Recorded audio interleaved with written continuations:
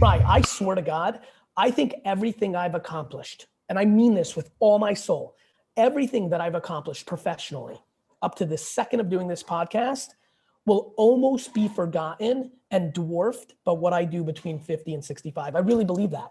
Sure. I feel like the reason I built VaynerX. I think that's true. Yeah. Well, thank you. Why do you think that's true? Like that makes me feel good. And I like that you said it and I feel like you meant it. You know, I do, because I feel like even today, and I don't mean this as an insult in any way, that I get to know you, and everyone who's listening gets to hear you while you're still at the beginning.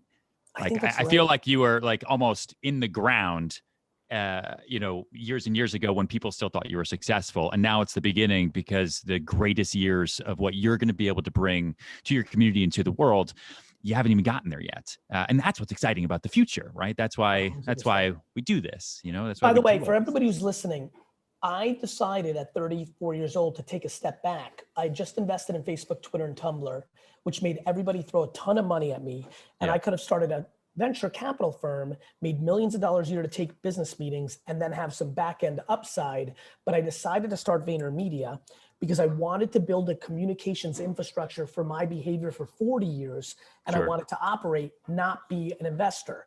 I think for a lot of people listening right now in your community, Ryan, knowing the kind of individuals you would attract, believe it or not, the number one decision that they could all make is to take a step back financially to put themselves in a position. To grow.